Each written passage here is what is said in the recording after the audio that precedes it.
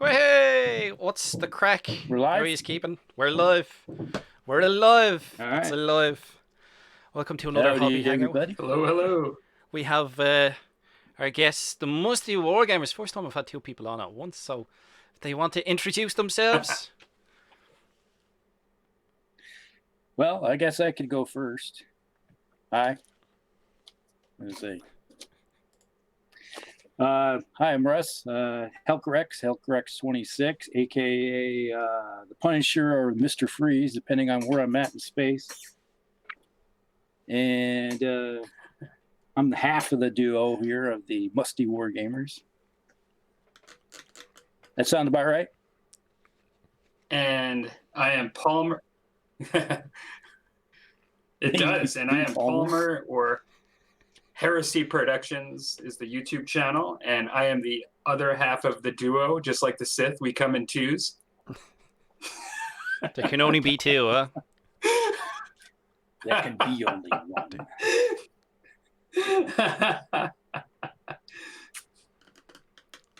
So thanks for having us on today.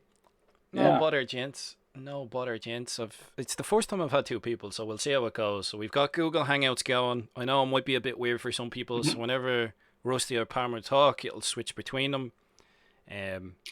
Yeah, and we're just gonna see. Like, I'm used to when I'm talking to you guys, I'm used to your like show format where it's like, we've got a question, and you know beforehand, and you sit down and you think about it. Whereas when it comes to my hobby hangouts, it's just like we'll shoot the breeze and get miniatures painted. Yeah. So I'm gonna be painting up 10 orc shooter boys. What are you gits gonna be painting up?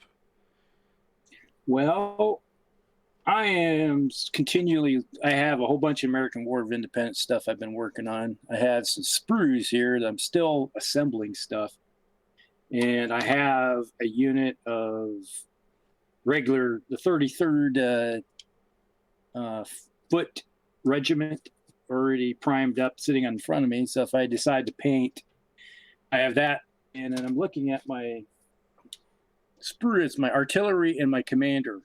It's on the sprue. And then I just realized I know there's supposed to be a instruction for it, but I can't remember what I do with it. It's got on the mission list. It might be in my Continental box, so I'm gonna have to dig through a box to find it. What about yourself, Palmer? What are you working on tonight? I'm just switching to my table cam here. Just showing what I've got here. And I'm doing just French Indian War, two officers. So I'm painting this guy. I've never painted a horse black before. Actually painted black, so I've started out with a dark gray base coat. And I'm gonna work on him, mostly on the horse today, maybe some other stuff. And then as well, I'm gonna be painting this horse a chestnut today on the show. So I'm painting that. If I have no idea what I'll get to, but that's what my plan is. And I've got other little stuff around. I've been painting that Modoc, and I have his base to sort of finish up. So I'm just kind of working on the base that he's not on. And then, who knows, maybe a little bit of assembling too. But I think that might be just a little over-optimistic. So yeah, it's like we'll see how it goes. Don't wanna bite off too much. Yeah, that's yeah. I get you. You never know, man. You can be surprised. Right. That's right. You never know how productive you get on these hobby hangouts. Sometimes you end up like, talk the legs off a chair, or you could get a shed load of painting done. You never know. I'm just curious, Palmer. What made you decide to lay down gray first instead of black?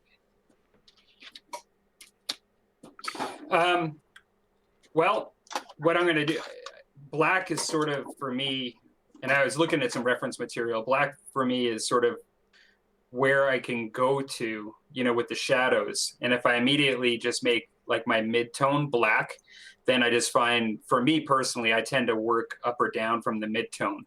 And so what I'll be doing is going in with black in the shadow areas over the dark gray, and then I'll even be putting some light gray because of these black horses, like in the reference materials I'm using, they have a little bit of light gray in certain spots too. And so, so that's kind of why I did that.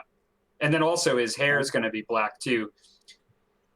It's so well. Is it hair? Yeah, I think it's hair on a horse still. Horsehair. Yeah. Yes. And Yeah. so not for. I'm like And so 40 horse. What? I think that. It's like a bald horse. You know? Yeah, Oh, yeah. God. And so really, it's just so I have somewhere to go to with the black. Is I guess the short answer. Now I'm sure there's like a million different ways to do it. Would you do it differently? Personally, if I was going to have a dark horse like that, Can was you hear me, black, Russ? I always start. Yeah, I can hear you. I would start off with the black and then work my way up from the darkest and up to the lightest. And that's how I always approached a lot of stuff. Just keep it the same though for. That's funny. I actually usually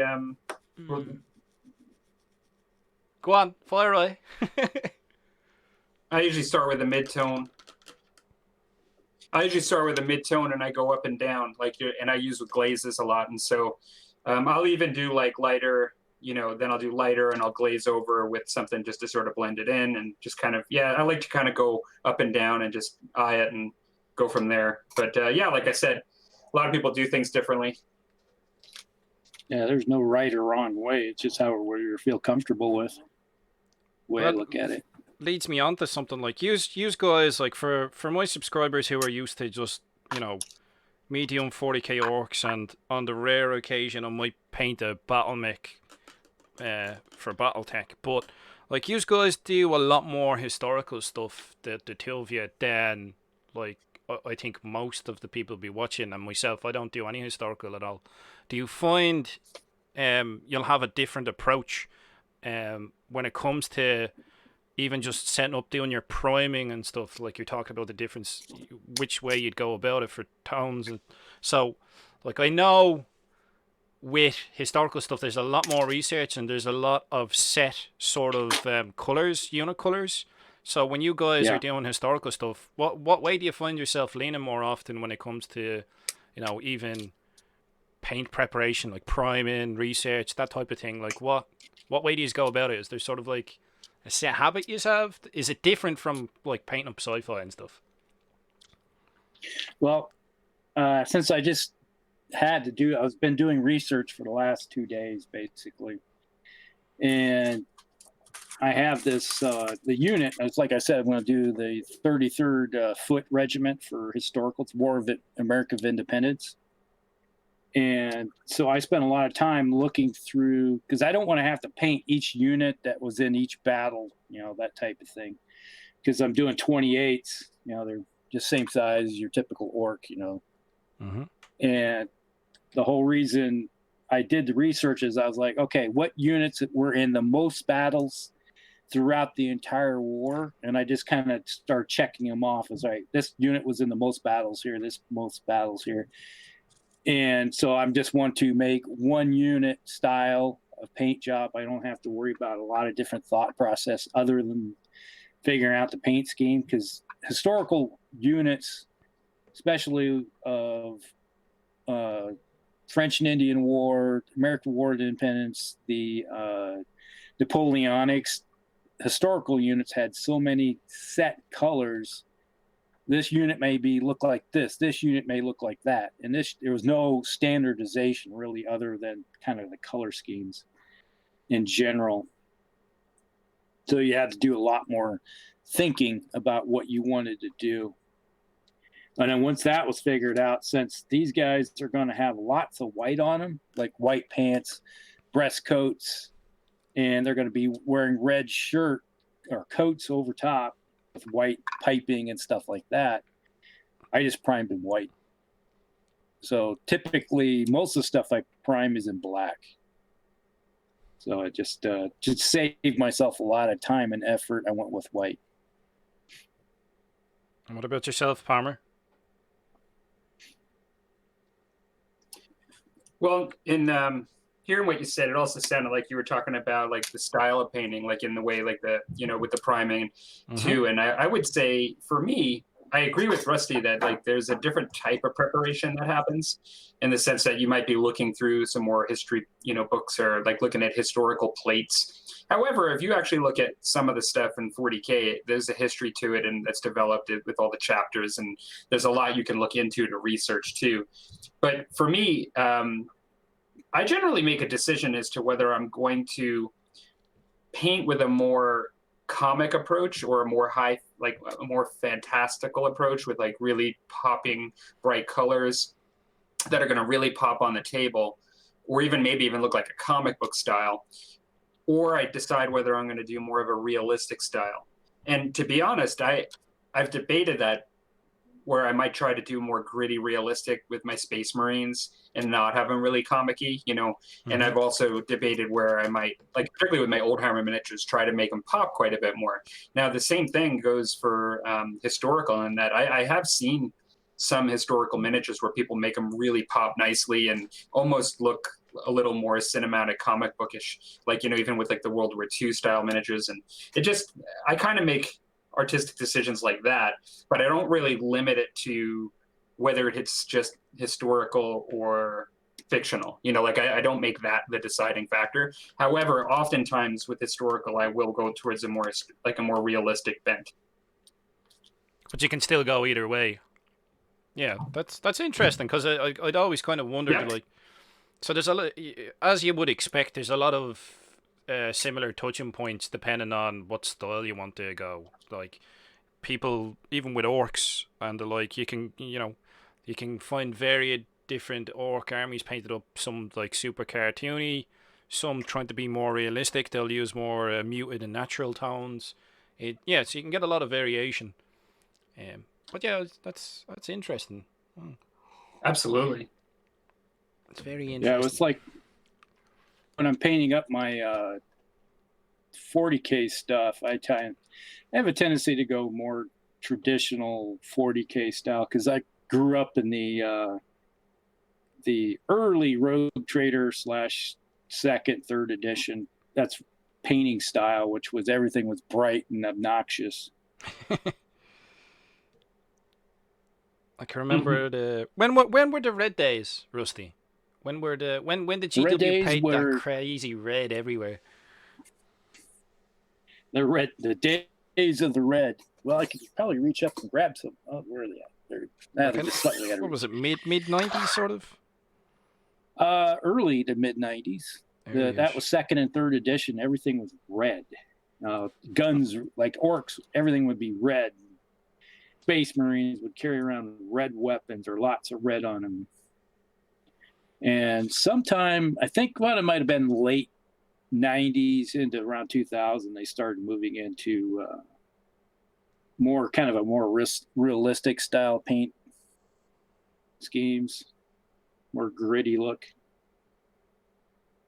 Because I know some of the paint producers, they have specific sort of paint lines depending on what style you want to go. There's the one that comes to mind off the top of my head is Vallejo. So they do like model color, which would be more sort of historical and muted natural colors, and then they've got their game range, their model game range. That's a bit more that's vibrant. Yeah. I do have some. It's like what is this? The model airs type stuff right here. I use that for my historical stuff mostly. You get in. I have a whole bunch of 15 mil Russians I need to be working on sometime. I haven't put together. I just need to paint them, get them into the lineup.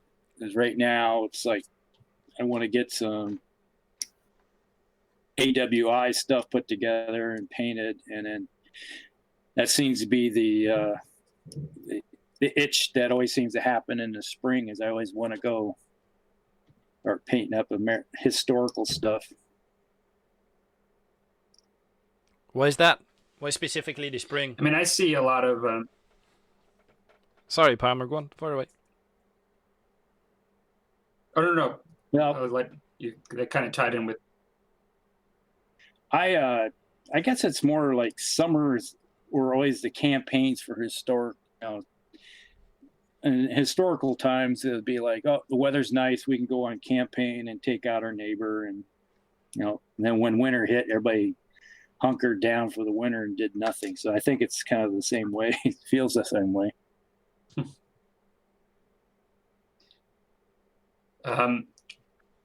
Speaking of stuff, the historicals and how you paint them, and I've seen a number of YouTubers that just paint like their Napoleonics really brightly colored, like where they really pop on the table, like really striking. Yeah. The skin tones will be really dark and really light, like like the crevices will be really dark, and then like the high points will be really bright, like very cartoonish, and they really look nice. I mean, even it may seem like it makes more sense to paint historical miniatures realistic, but they really pop on the table.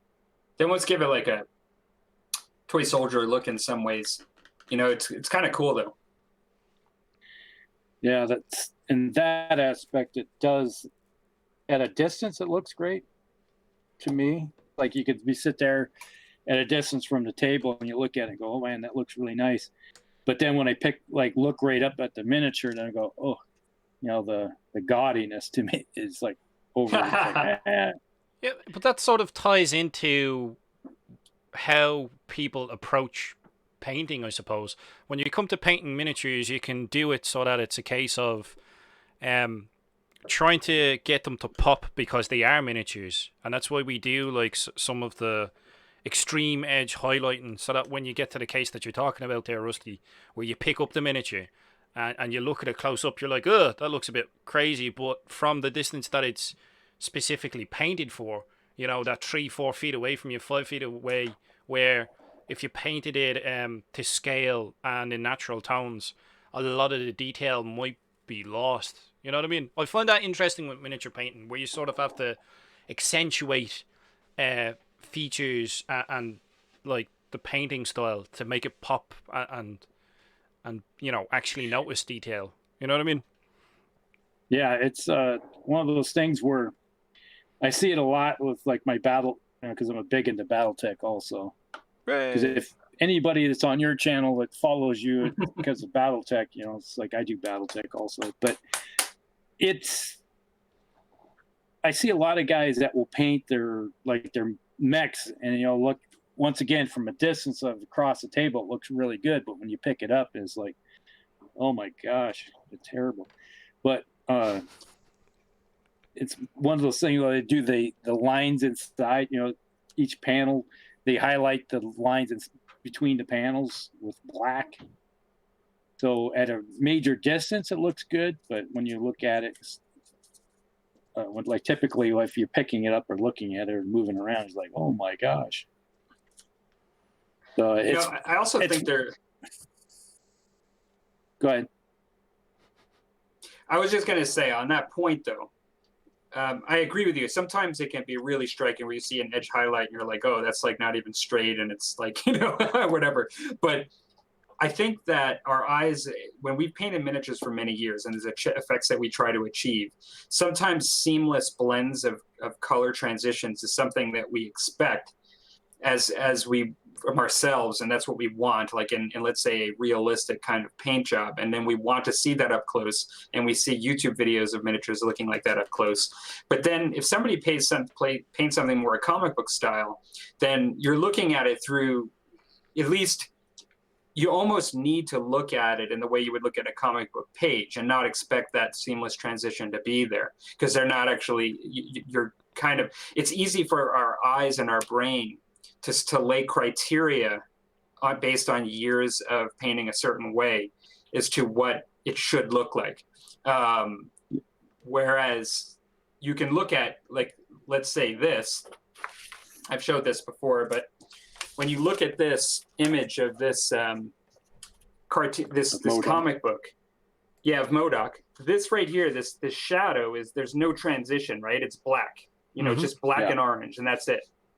If somebody paints their actual miniature with that style to look like that, if you actually insert a sort of need for a transition in your brain on that to determine whether it's a good miniature, then it's never going to look good. But if you just sort of understand that that's kind of the way it's being painted, then it's almost like art, right? It's just Yeah. It's just a different way of looking at it.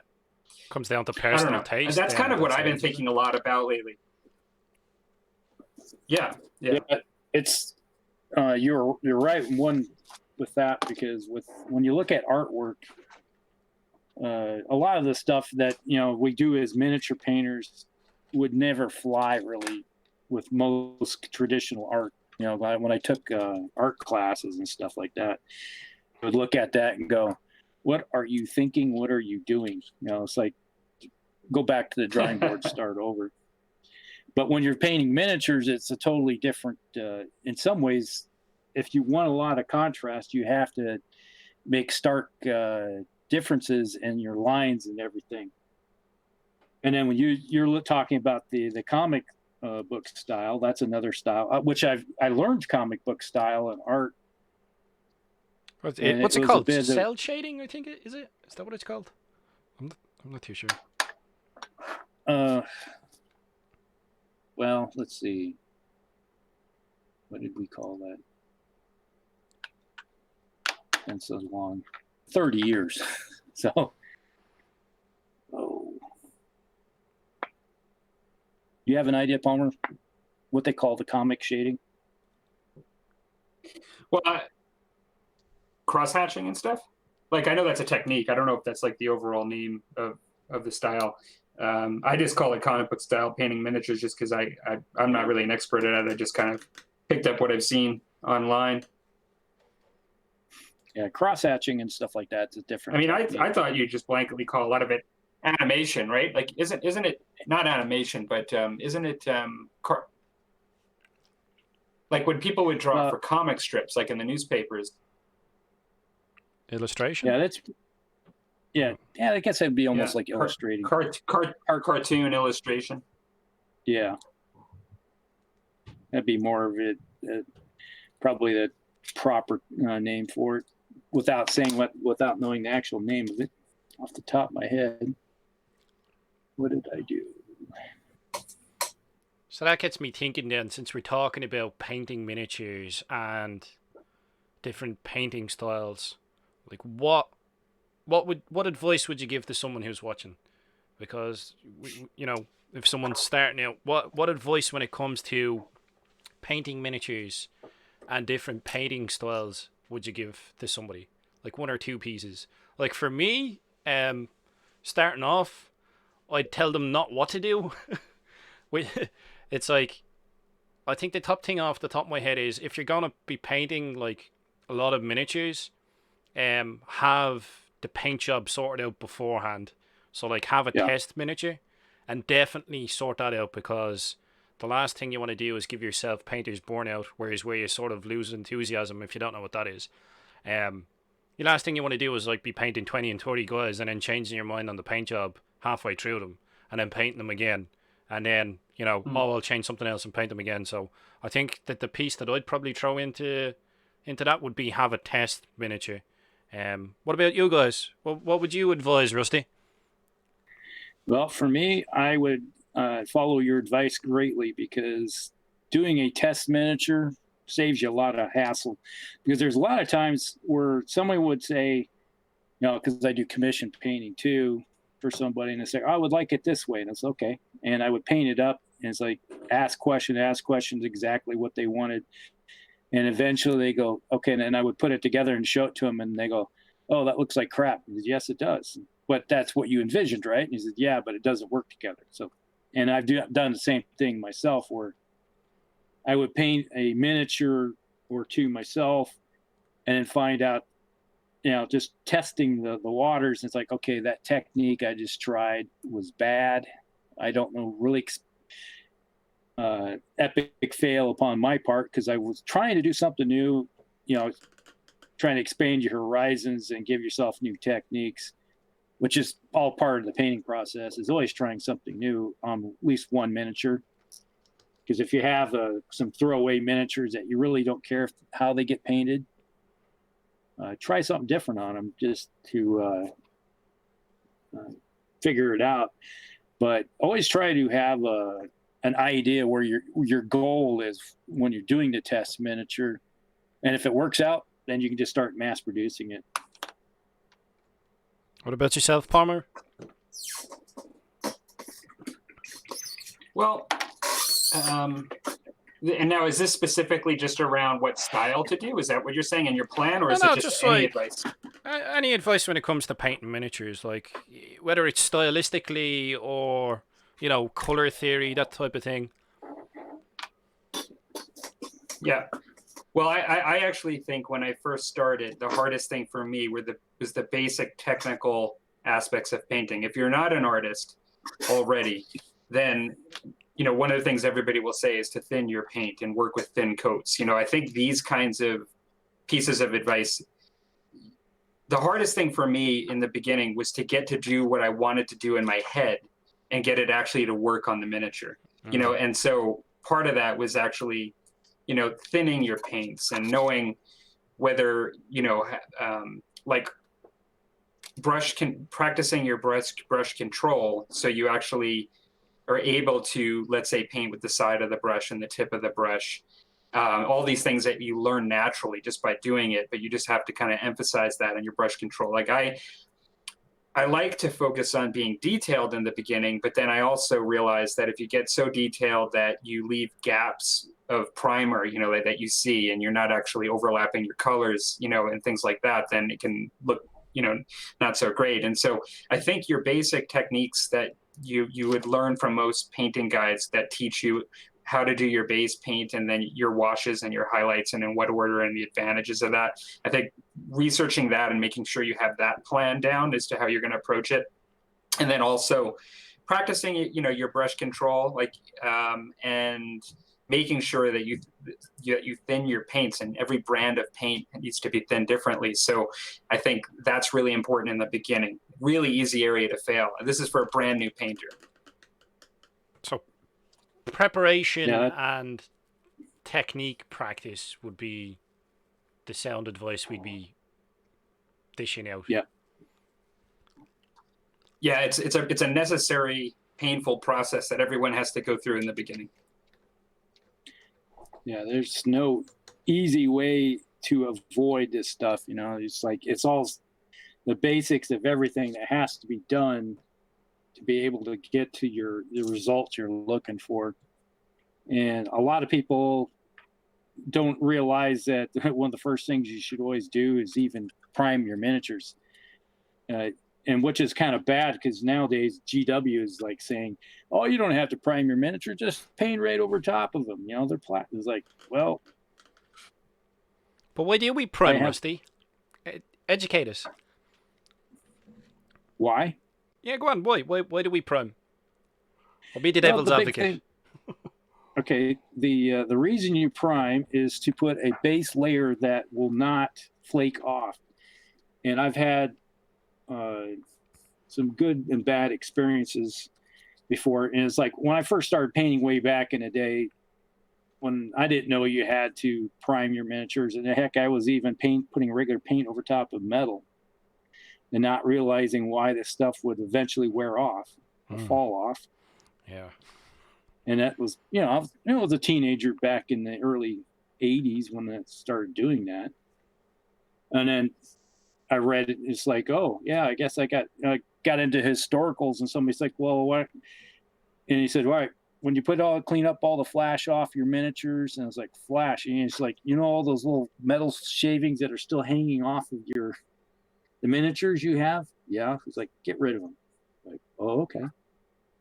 It's like you get the old historical guys were like telling you, step by step things you had to do. So that's the kind of the stuff you start learning. But the purpose of it is to give because a lot of the paints that we use are water-based paints, and they do not adhere to something that isn't another paint very well at all. So would you boil it down to priming is sort of preparing the surface so that the paint adheres better? That'd be your main reason. Yeah. Yeah, definitely. Because if you don't, you're just asking for a world of hurt eventually in the long run. What about to yourself, put it. Palmer? Any horror stories in regards to not priming stuff back in the day, or not drilling barrels, maybe? As You know, my I never made that mistake, and go on. YouTube has been. I'm an example of someone that YouTube has been a tremendous help for. I started seriously, even though I played, Rogue Trader back in the day. I didn't even know how to paint. I was painting. I probably wasn't priming. I was probably putting paint directly on the metal miniatures when I was a teenager, just first time at it. But when I got back into it in 2012, this hobby, I basically followed YouTube tutorials, and I had to learn the hard mistakes of, like, let's say, things that somebody almost can't teach you that you have to figure out yourself. Like I mentioned, how to just get that paint right, thin. Like somebody can't necessarily show it to you. They can tell you that you need to do it. They can give you points, but they can't show it to you exactly. But the priming, I did that from the very beginning, only because somebody told me to, right, in a video, and so I just followed the advice in that case. So I have had the problem with the end of the process where I've varnished in a bad environment and I got the frosting all over the models, and I'll tell you that really made me mad.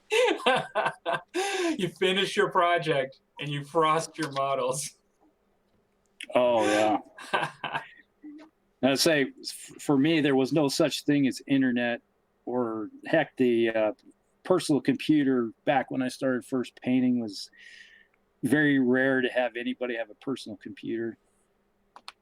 We're talking the early 80s here. And so everything you had to learn was through word of mouth or just learning the hard way. Well, it's interesting in that regard, as Palmer has gotten back into it in later days. So or more recently, so we had access to YouTube. So that's probably something we should probably talk about. Is who taught you to paint? Like, where did you primarily learn to paint miniatures for? For me, it was a case of I went into a Games Workshop. It would have been sort of mid to late 90s, and I was taught by a Games Workshop staffer. I remember specifically buying I think it was the start painting set for 4th edition Warhammer Fantasy, so I had like some Britannian archers, and I sat down and they were like, right, so prime your miniatures, and they showed me like how to tin my paints. So I've never had an issue with tin and paints, because quite literally from the get-go that's what I was taught. So I passed by that hurdle straight away, and they were like, right, you need to prime the miniature. It's like, okay, well, I want it to be like white on one half of his tunic or coat or whatever, and I wanted it to be blue on the other. And then they were teaching me prime metals black, and then they showed me how to dry brush. And like even just those simple few steps of thinning your paints, prime differently for metals, and dry brush, it's like you're off you go. Just some basics and pew, away you go. Yeah, so you were lucky enough that you had those kind of things. It's like a lot of the stuff that I learned was trial and error, because it didn't exist. It was, there might have been some painting books or something out there eventually, but overall there was a lot of just error going on. And then when I took my, I learned a lot about painting technique, because when I went through art school, I learned to watercolor paint, and that taught me the benefit of saving your whites.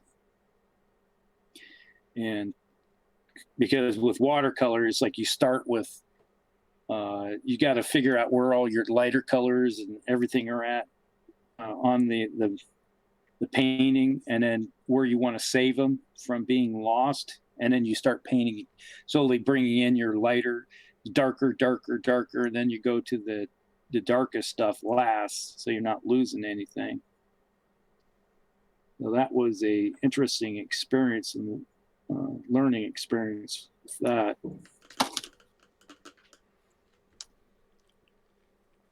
But I'd say I really didn't get good at painting miniatures until probably about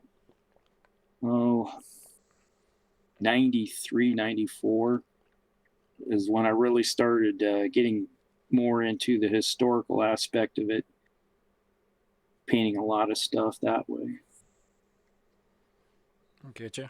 Were you going to say something there, Palmer? I was just going to say, I don't know if it's because I don't pay attention to them as much anymore, because I don't seek out tutorial videos really anymore too much. Although recently I had with the comic book painting, with the Marvel stuff, but just to do something totally different. But you may or may not know of Girl Painting. She's still on and has a channel, and she's been doing videos recently, but she used to do a lot of videos. She took a break, but she used to do a lot of great tutorials from beginner, you know, and I learned a lot from her channel. And there were a number of other channels like hers, some of them that are not around anymore, that would just show you from the beginning, like how to do something to the end. And I learned a lot from channels like that.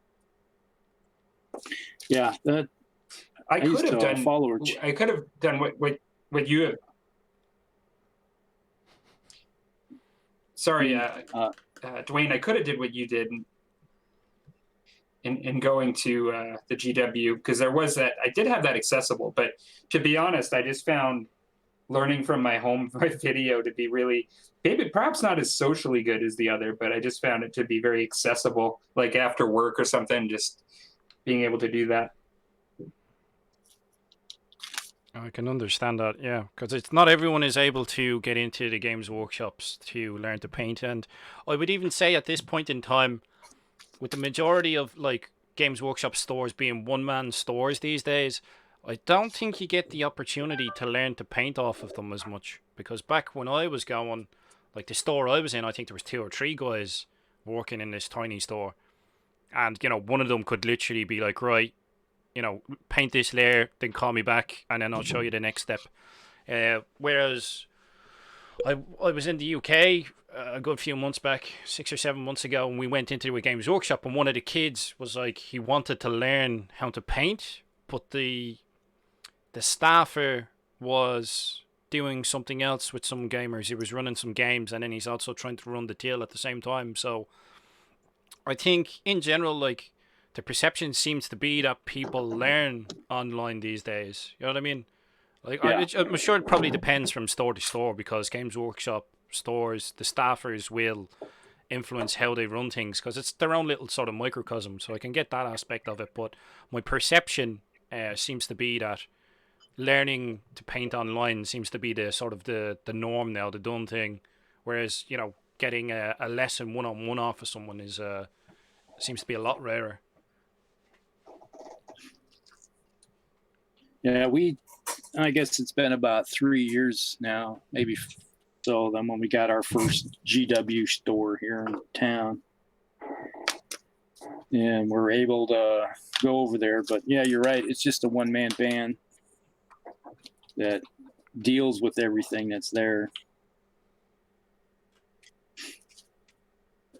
And if they got a game going on or teaching somebody a game, that they don't have much time for sitting down with people to discuss, you know, like you said, techniques.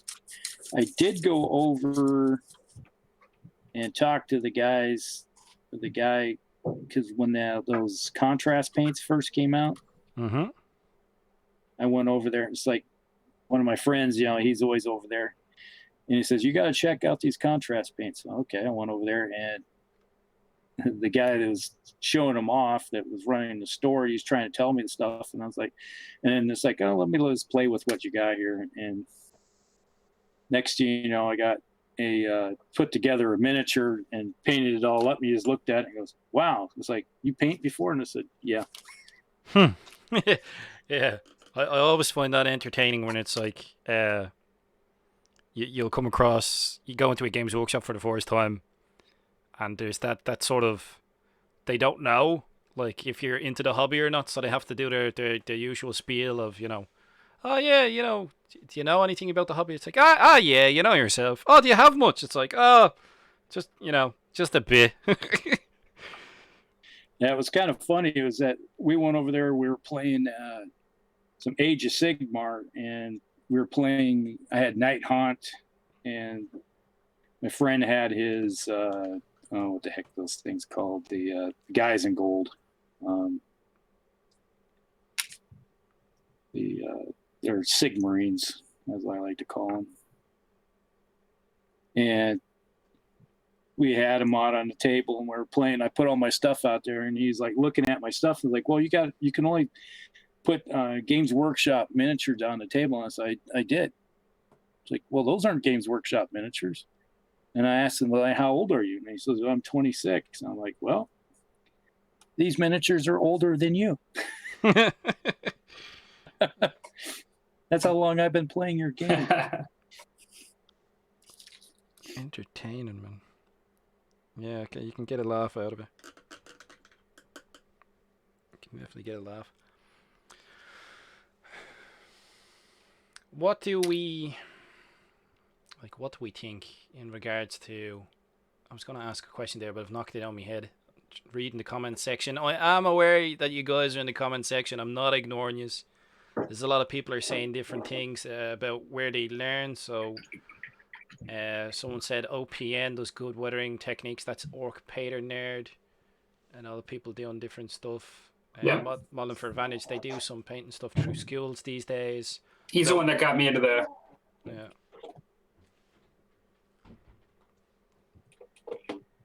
He got me into the model washes, the Vallejo model washes, from watching his channel, and him doing the rhino like many years ago. His rhinos for his Dark Angels.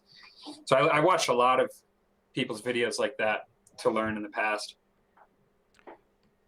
Speaking about watching videos, do you know what I find very interesting? I find I've been watching a lot of scale modelers lately. I have to. There's a channel called The Night Shift, and I've been watching his videos where he's been doing up a Tiger tank, and I just find it interesting trying to sort of trying to relate to some of the paints that they use, because they use a lot of oil paints and a lot of like not so much acrylics. They use different ones like enamels and stuff. And like, do you guys have much experience messing around with oil paints, or is it mostly like what would the stuff that you'd use, like the acrylics that we're used to with the likes of Citadel and Vallejo, or like do you dabble with other stuff?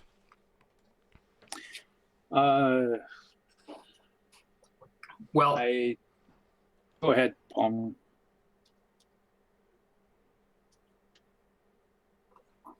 No, go ahead. It's good.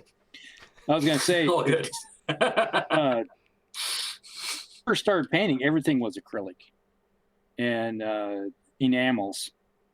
That was everything you had, was mostly just enamel. So you didn't have a lot of these, acrylics and water-based paints that we have now, like you find from GW. That stuff didn't exist. And then we started catching that. I started buying most of my. Then I found out that we had the Hobby Train Store, which also / model builders, Mm-hmm. and they had access to all these cool paints that made it easy. And that's when I started using. I still have some of them left. Here's somewhere. Peace. Come out of there. Some of the P3 paints, was it? Oh, polyester. It's poly S paints, model hobby stuff. So got the liquid in it, but that was one of the first things I ever started using, and I used that for years for all of my miniature painting. After I started, it used to be the only paints we had access to were the testers, not acrylics, but enamels. And trust me, that stuff was horrible.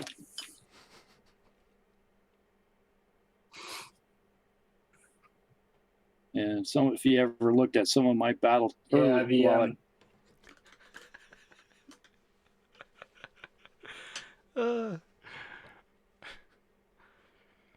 I'm loving it. Right, who's saying what? Who's talking? Rusty, Palmer.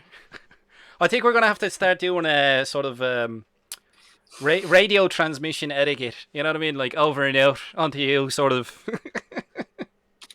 That's Roger. right. That'll work. Oh, darn it. All right, go on, Palmer. You were gonna say something? Well, I did start with the Testers Enamels, and as much as like I have some old D&D miniatures and Testers Enamels from like the late '80s, and man, I'm so glad that I don't have to use those anymore. But at the same time, I guess when I look back at them, it's kind of it's neat to see again kind of where you come from with it. But I do like to use oil paints for washes for vehicles and things, and using an oil wash is a technique that I find when you want a lot of contrast, but to be able to wipe away the excess on your raised surfaces, and just you can actually do some wonderful things. I haven't experimented as much with doing some like blending and putting in some vibrant colors as some people do with the oil washes, blood effects and things like that. But I think there's a lot of room to do that for sure. Yeah, that's you learn a lot if you ever watch those. The scale model builders. They have a whole bunch of stuff because they've been doing all the stuff that we learned and started applying in miniature painting. They were doing decades before we ever decided to get involved in doing it on miniatures. So it just made a transition over a lot of the techniques and stuff.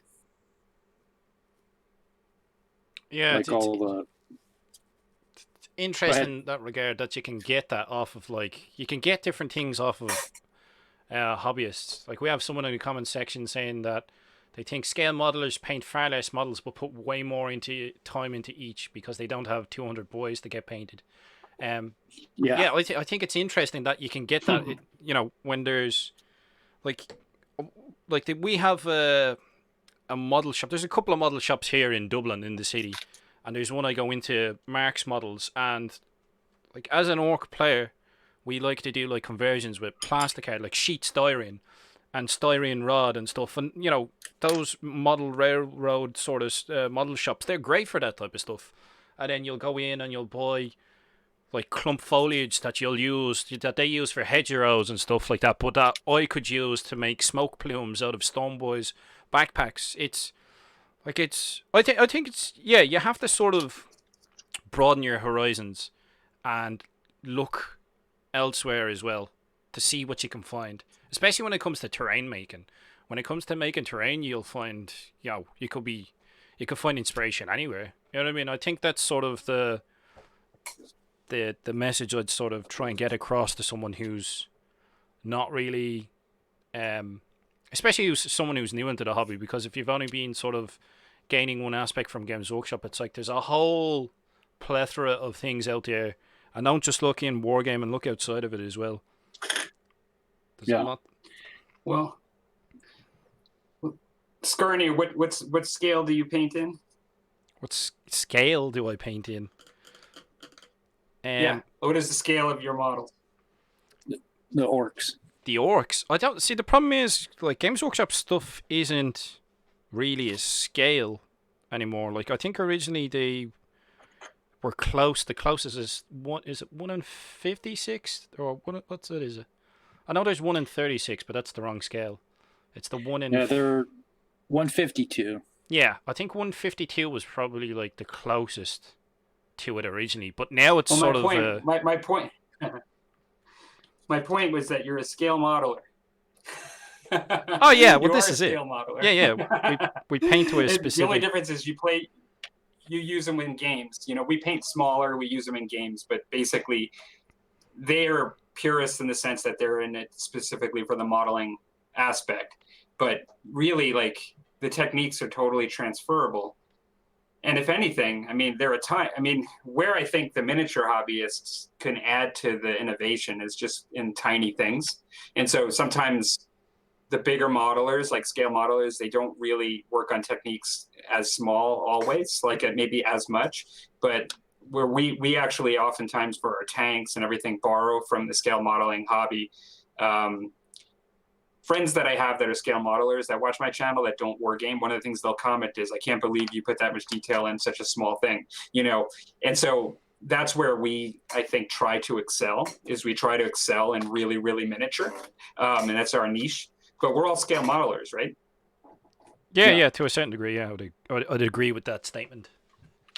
And we definitely just said our scale is a lot smaller. And it's like for us, or for me, I do 15 mil. You get individuals that do 6 mil, and obviously the orcs are typically 28, 32 mil now, you know, because they keep going up in scale. But I keep changing it. in I've been size. corrected in the comments section. Apparently, it's 1/32. I got that totally wrong. 1/32 huge. That's big. 1/35 scale is like used to do a lot of model tanks. I do have a well, I got a Hano mag up there that's 1/35. That's fairly large. Well, maybe that touches onto something else as well that I don't know if I've talked about it much, but I'd like to get your guys' opinion on it as well, is the direction I'm finding wargaming going. It seems to be leaning more and more towards sort of ostentatious display pieces, and less about miniatures being wargaming pieces. Do you know what I mean?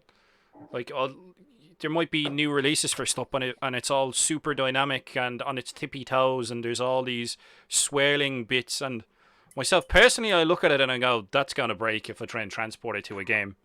Like, what do you guys think? Well, Rusty, you go first. Yeah.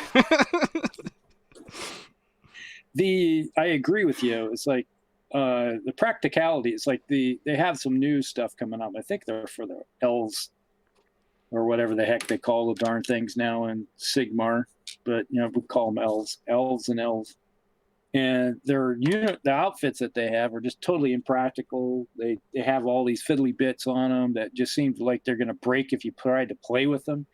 And they're just, to me, it's like, oh, you're just making stuff that's more or less for display pieces now, or for the collector, not for an actual gamer.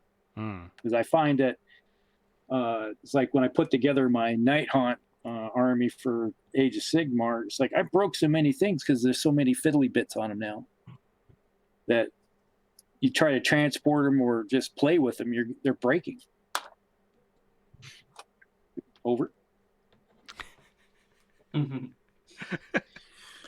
I mean, I think a lot of it depends on where you're coming from as far as, are you a mass battle gamer, or are you a skirmish gamer, or are you kind of that mid-level in between? I think for skirmish games, it's nice to have really good looking models, because that's kind of that piece that's representing a character for you in some ways, and it's a nice thing to be able to work on them. For my Infinity models, as you guys know, at least I play Infinity, and I like the really elaborate, kind of cool looking models that Corvus Belli does, and I appreciate that. However, being into the more historical game in the French Indian War, some of the things that I think, if you're into the mass battle games, there's an element of people that really enjoy seeing masses of troops. And sometimes, they do like to see variation, like, whether it be orcs or whether it be soldiers running, like, people like to see like a big block that has some variety in it. But I'll be honest, I mean, I really still like all my soldiers lined up at attention, within, and it adds an appeal if you like that period. It's something that's kind of going away a little bit more, but having said that, a lot of military gamers still like that. And so I think it kind of depends on where you're coming from. I know your audience, as you were saying, Skarnir, is a big 40K audience, and like that genre has moved away from that a bit more. You have to go back pretty far to like second edition, looking at your orcs all in like the single pose to really enjoy that. But it really just depends on the taste. I think it's moved away from it, but I think a lot of military historical gamers still enjoy it. But see, I think you're sort of hitting on something that I've come to realize of late. Myself personally, when it comes to war games, I like lots of infantry. I like a good spread of vehicles as well. What I'm not a fan of is big monstrous pieces, and I'm not a fan of Hero Hammer. So I wonder, like, if I didn't stumble into that Games Workshop, would I have been like a historical wargamer? Because myself personally, I tend to lean towards lots of troops. So like horde armies like orcs. Uh, I reckon if I was mad enough to start another army, it would be like Tyrannids, because I like the whole mass of aliens, but it would be like a horde. And then the other army I'd probably be tempted by is Imperial Guard. So it's all they all have a same sort of pattern to them, where it's lots of infantry, sort of traditional armies in quotes. If you could say Tyrannids are a traditional army, but I suppose they are more so than like the special forces of I have 12 miniatures and this big monstrous hero or whatever. You know what I mean? I find myself, leaning towards it. And now that I think about it, when I started Wargaming, that's what I started with, was like Bretonnians. I started with the Warhammer Fantasy. I always liked the spectacle of, the blocks of infantry and, the display of it when they're all out, all the troops out. The majesty of it all. Yeah, definitely. It just, I don't know, there's something about it, like the visuals. I totally agree with you. Is that it's funny. There's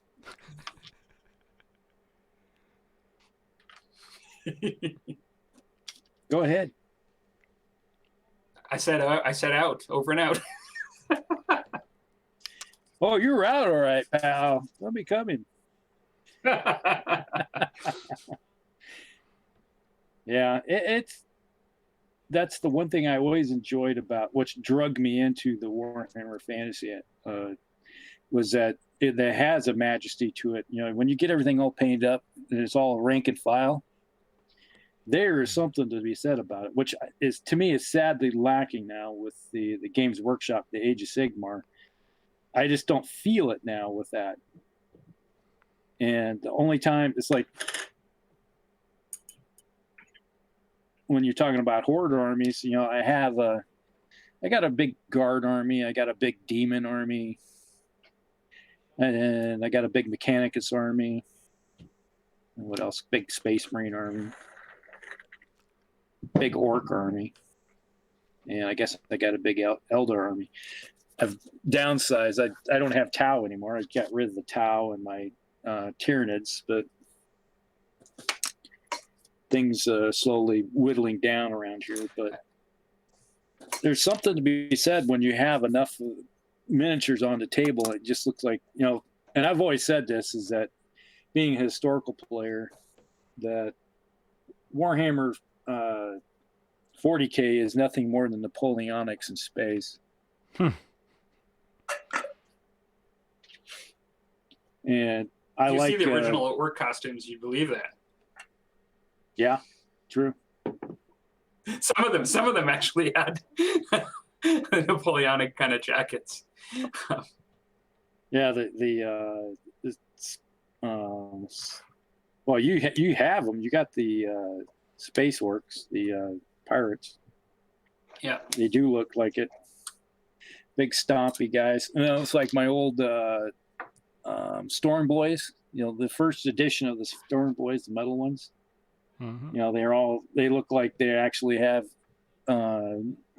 military uniforms, for the blood axes, to go out there and start doing stuff.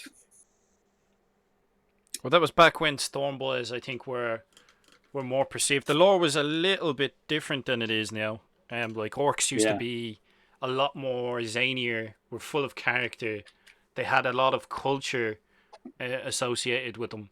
And the whole point of Storm Boys, where they were the reverse of they were the orky version of rebellious teenagers.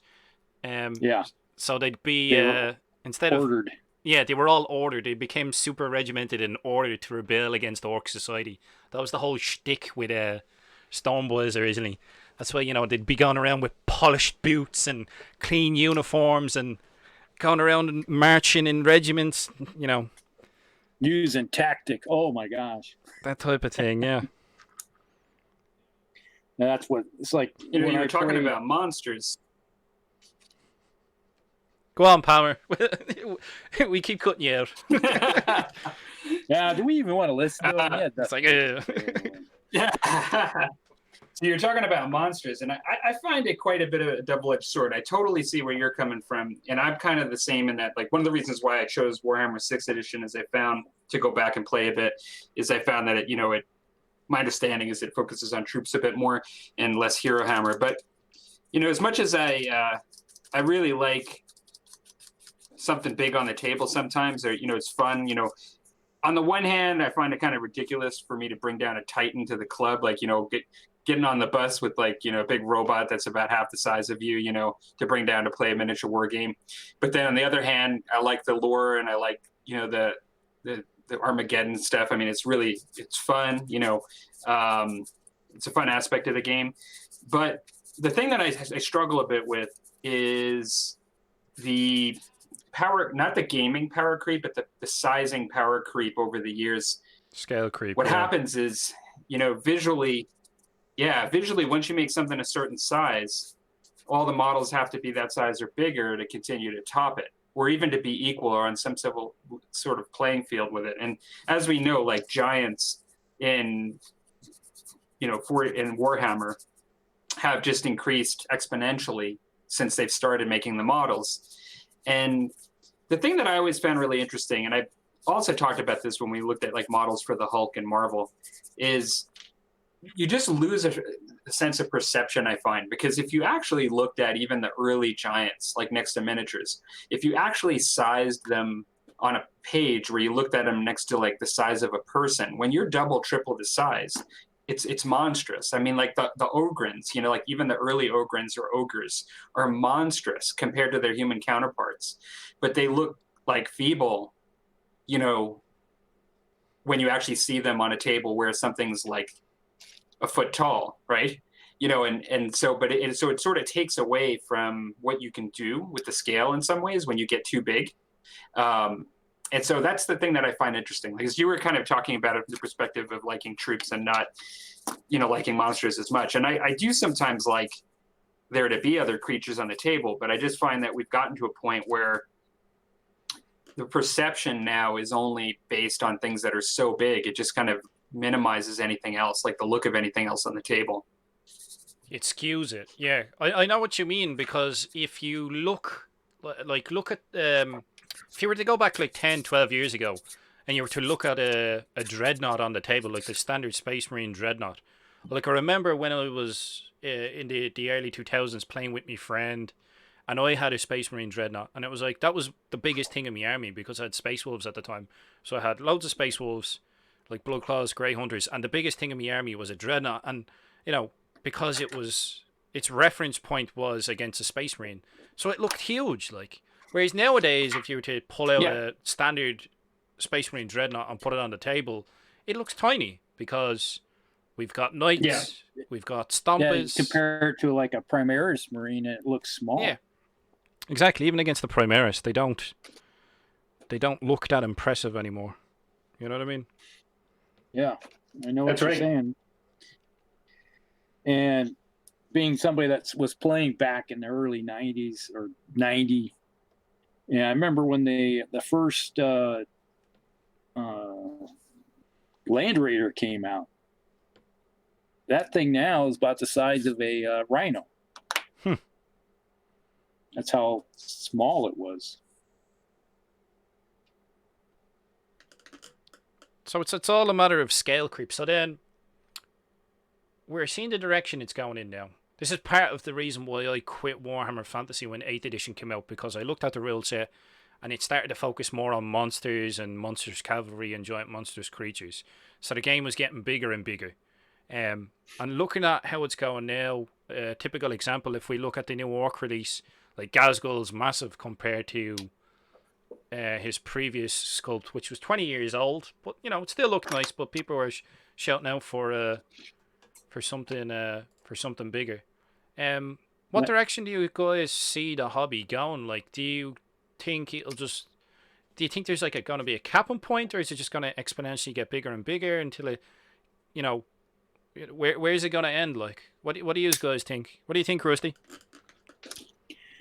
Well, at the moment, I think that it's just showing that every few years, whenever they, like, say, Games Workshop, since we're talking mostly on them at the moment, every time they put out a new edition, it seems like they have to start bringing in new miniatures, which increases the scale creep greatly.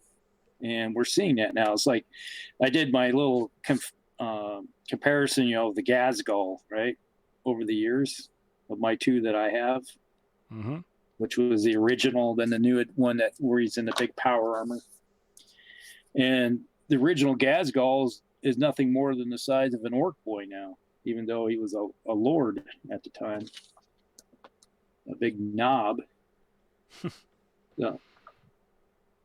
So it is, sadly, I think we're going to have some major problems when it comes to expansion and size, the way it's going.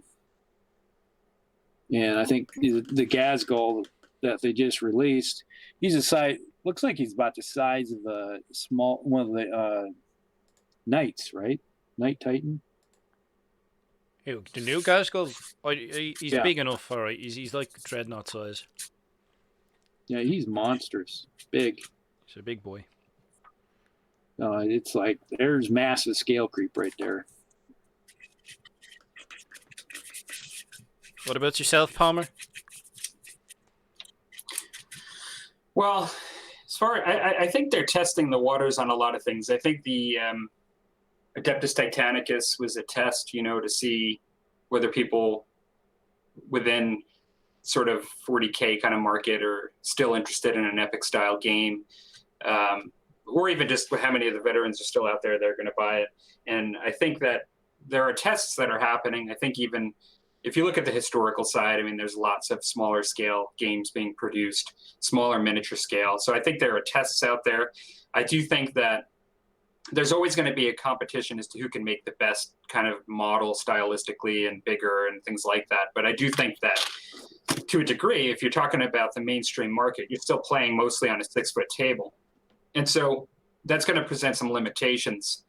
That you can argue that it's always going to continue to get bigger and bigger and bigger in scale, but there are some physical limitations for the game itself that's going to be played. And if they start to expect people to play in a bigger than a 6-foot table, they're going to have a hard time because people are already, kind of using their kitchen tables and dining room tables, even though at times, they're not going to be able to do that. Not once you everyone get has too the big. luxury of that space. So, yeah. Yeah, everybody's playing just at the club, right? And so,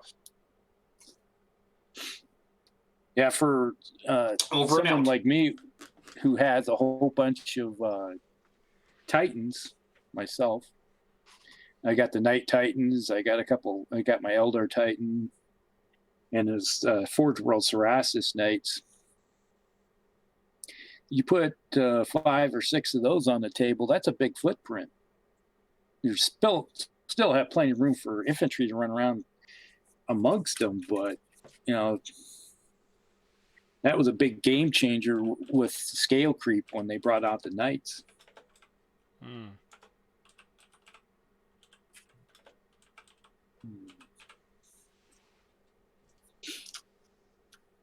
Did you want to say something, Palmer? No. What are your thoughts on it? Where do you think it's going? Me? I don't know. Like, is it gonna get to a point where it resets, sort of? Like, because you brought up a very valid point that I had sort of partially forgotten about until you brought it to light, where, like, tabletop wargaming, if you look at if you look at local gaming stores, tabletop wargaming takes up a lot of space. It takes up a lot of space for what it is. So it's like two people taking up the space of a 6x4, or maybe you'll have like 2-on-2. You'll have um four people in the space of a 6x4. And if you're running a local gaming store and you're charging table rent, that type of thing, you're gonna want to encourage smaller games.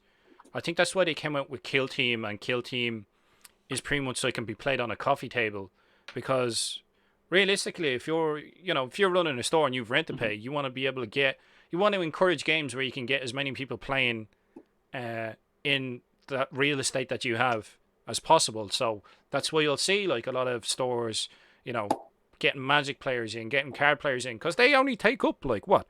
The guys need what, 2 foot by 2 foot probably to play a card game. You know what I mean? And they're happy out.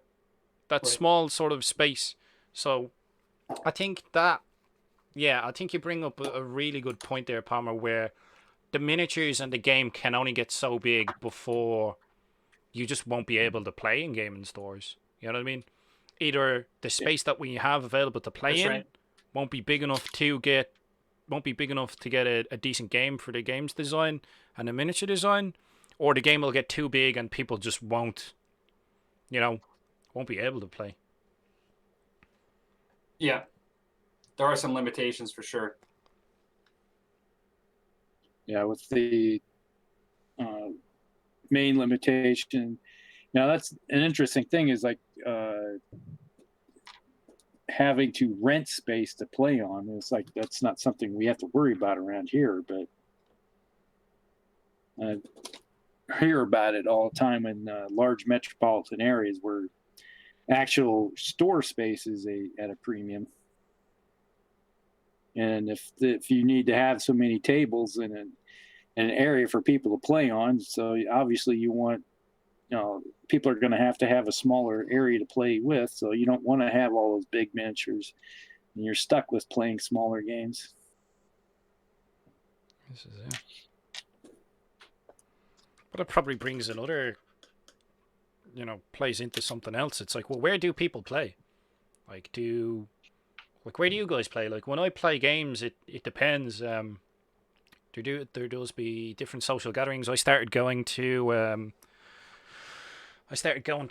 a pub called Thomas House, which does like a gaming social night where they have a basement that they use for like function areas, and the guy who runs the bar is a bit of a gamer, so he was like, oh, I'll do like a gaming night, and so people they have boards that they throw up on tables so you could play. I played Battletech there one night, and the last time I got a game of 40k in, and it's like you're not charged to use the tables, but it's a case of, if you're going to be there, you know what I mean, you might as well throw some revenue. So, well, you might be getting charged more for a pint of Coke than if you bought a bottle. It's like you have to take these things into account. It's like, I like using this space, so I'll spend money here.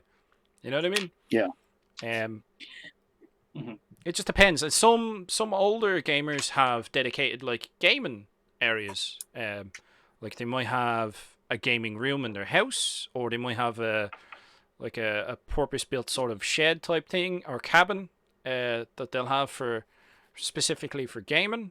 So there's that, and then there's trying to get a game in on the kitchen table. So it all depends, really. It all depends, but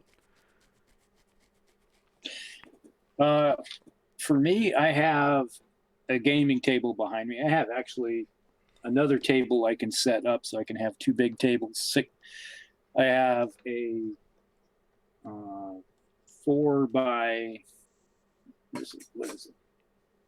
Or like 5 by 6 gaming table behind me. There's two tables, folding tables put together. And then I have a 4 by 8 piece of table that I can put up on sawhorses for my second gaming table.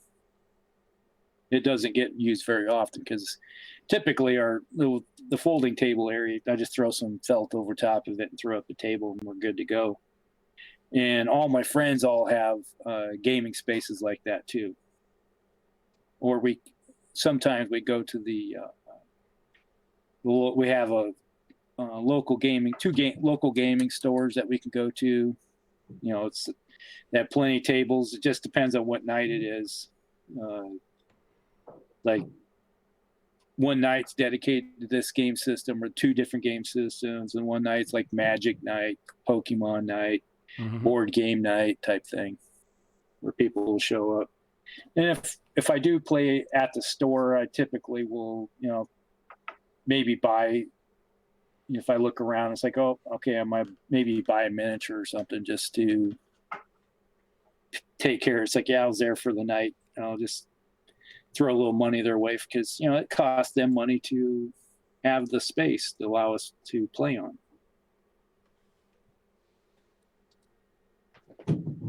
What about yourself, Palmer? Where do you get games in, if you manage to get games in? Well, I am fortunate that I think for the longest time, and I think it's still true, that the largest gaming store in Canada is in my city. And so it's 2 floors, and the entire top floor mezzanine structure is like gaming tables, and you can host tournaments there. It's like really gigantic. And they've opened up another one that's quite big in the city too, that rivals it, if not as big. Having said that, I'm mainly a basement dweller. Like, I kind of go to my friends' houses and play in their basements, and they go to my place and play in my dining room table sometimes. I do a lot of just games with friends. Like, we will, in particular with Saga recently, in the last year, we've gotten a bit of a group together where we're going down to one of the gaming clubs and playing Saga there. But for the most part, I still primarily play at my house or my friends' houses. Yeah, I get you. I suppose, like when I play BattleTech, most of the time I play in my friend's house, because he's running a campaign for my mercenary company. But I suppose that also touches on something that I was thinking about, where if you want to play a gaming system, I think you sort of have to get out of your friends sort of get out of the habit of just playing in friends, especially if you want to sort of grow it. Because I think there's nothing worse than finding a game and a gaming system you really love and nobody plays it. You have to sort of, I think you have to sort of expose it a bit. So, you know, go out of your way to go to your local gaming store and play. Like, for instance, if I want to get more people into BattleTech, go down to the local gaming store and play BattleTech. We'll do that every now and then.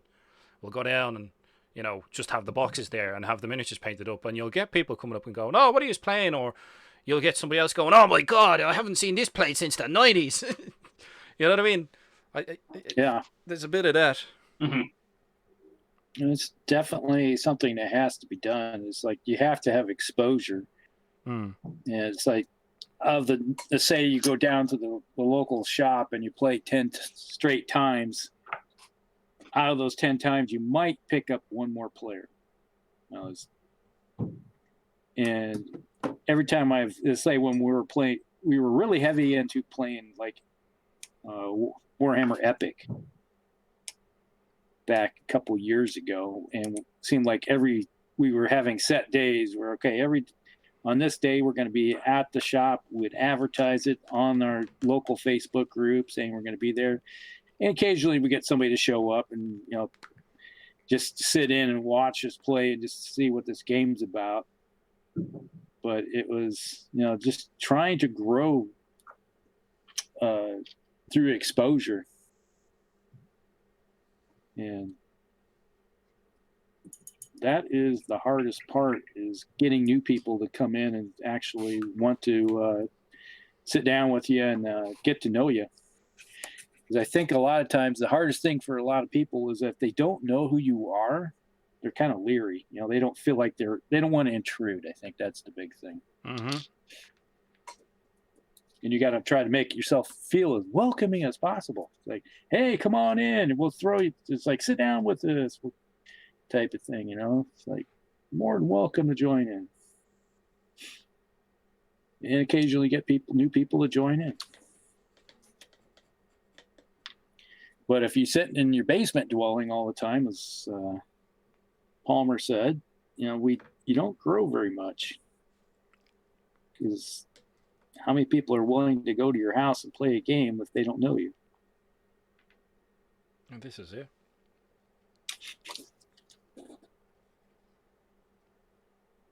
What do you think, Palmer?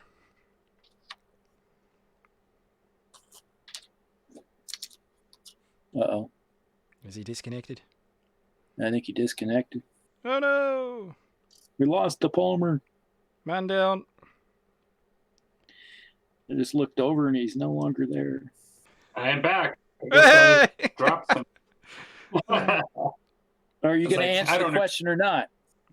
I don't agree with that. I'm going. It's like I've had enough of this. Yeah. Well, are we still working on the same question? I thought we were talking about the gaming clips. I do agree that you need to get out and promote a game if you're trying to grow community around it. Yeah. It's not always the most satisfactory experience, trying to grow a community. No, it can be frustrating. I think that's what sort of stumps a lot of people as well. Like, ideally, I think if you want to grow a game, you really like it, you want to grow it, you're going to have to go above and beyond the energy investment that you would do normally. So, ideally, you'll want to have two forces that can play against each other that are pretty evenly balanced, painted, and have all the stuff, and have all the beginner stuff.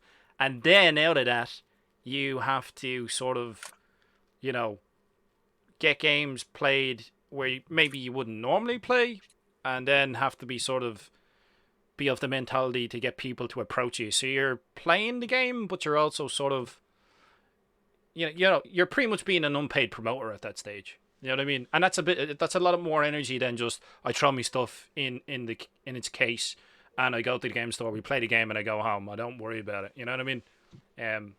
So I can understand why a lot of folk wouldn't be into that. Yeah, I think over time I've become a bit more selfish in my free time with my gaming and just trying to ensure that I have a good time. And, even solo wargaming at times can be actually fun just to get some rules in when you have some free time. Some people are absolutely hate the idea of solo wargaming, and then some people quite like it. Well, what is the concept like? Because I'm pretty sure, the only time I've heard about it was from you and from Curtis. Mm-hmm. So apart from it's just you playing against yourself, like what's the nitty gritty of it? Well, I'm not an expert per se, but I would say that when you're solo wargaming, one, you're obviously not highly competitive in the situation. I mean, you're not looking for the competition per se, but you're looking more for a narrative to develop, looking at the simulation that's happening. Let's say if it's historical, it could be either fictional or historical. You want to see something unfold. You set up a scenario, you want to see something unfold, you try it out with the rules. Some of the things that can be difficult for some at first is the idea of playing two sides and not trying to favor one over the other. You can do that a number of different ways. You can kind of try to set up a goal for each side in the very beginning that you would just be trying either way, or you could be trying, there are a lot of them situations, games that are designed for solo, or people that use that techniques to try solo gaming will use various AI mechanics from different games to allow the one side to tend to perform in a certain way. But I think what people are really doing is trying to immerse themselves into the narrative of the game, immerse themselves within the rules. Did we lose Rusty? No? Maybe he doesn't like solo wargaming. He's like, solo, you've lost me, lads. You've lost me. Solo wargaming. Good luck. So yeah, I think it's not exactly just like solo wargaming, but if you think of the idea of putting a game in your basement that continues for quite a while, it might continue for 3 months. Where just every once in a while you go down and say, well, let's see how this faction handles this today. Let's see how this is going. It could be BattleTech. It could be anything. Mm-hmm. You can have a long game that you just let sit and play over time. And it's sort of like a bit of a cerebral experience to how you approach it. And you could look at it even as, in Blade Runner, where this was actually a chess game between two people, but how they have the game that's kind of ongoing, and it's like once you've thought about it, he calls him up and says rook to queen, or whatever, rook to pawn, and then the other guy is like, oh, let me go check. and then it's like a game they've been playing for an extended period of time. I think you can do that in the form of a solo wargaming too, and particularly with games like Warhammer Fantasy that were big games that could take a long time with the older editions. It could be quite fun to have, a goblins versus dwarf battle that's going on for a month or so, that you just have, and every time you have a free day, you might spend an hour just kind of ruminating over the board and trying a couple of things. And it's a lot of fun, actually. It's a good way to immerse yourself into both the rules and into a certain genre. Has Rusty come back from the brink?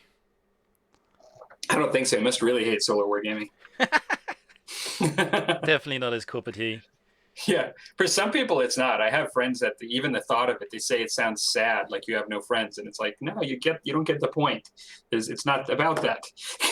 But from your description of what you're saying, it seems to be more like enjoying the narrative of it. Mm-hmm. Seems to be what I'm getting from what you're saying about the solo wargaming. And I didn't realize like there's books written about it.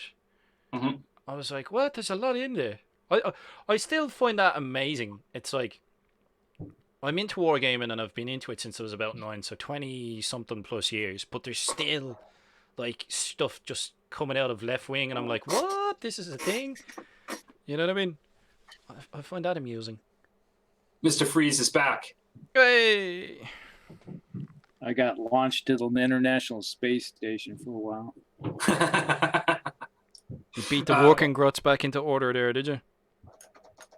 Only thing I would add to that, Dwayne, is that if you take some rule sets that are really clunky, like that have a lot of minutia and a lot of detail, and they tend to extend a game out as far as time, a game that maybe you need a whole day to play in most cases, not just a couple of hours, solo wargaming can be fun to enjoy clunkier, older rule sets that people sometimes really like. And they want to play it out in that level of detail. They just don't want to be hampered by time. Yeah. It helps get over the time constraints. Yeah.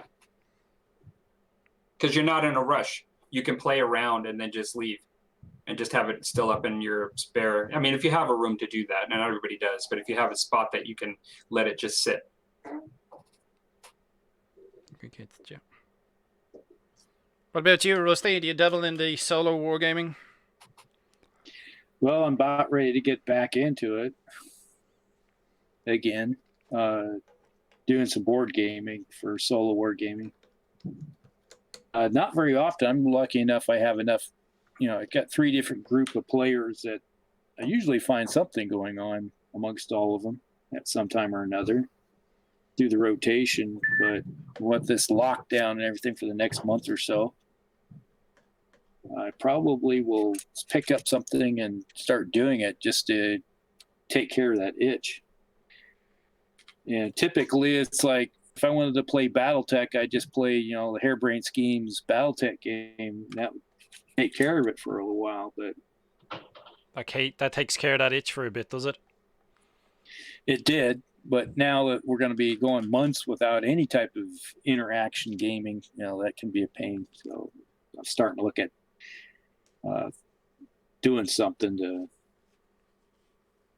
get back into it. Well, that probably will play into something else. So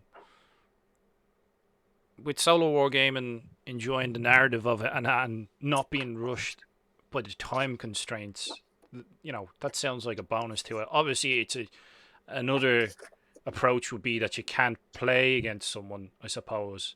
But then that would sort of bring around another aspect of trying to get games in, especially in our current climate.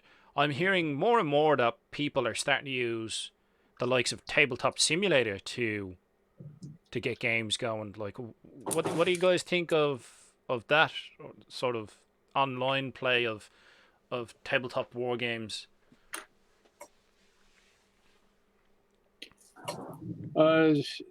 Sounds intriguing. It's we had one of our Musty shows.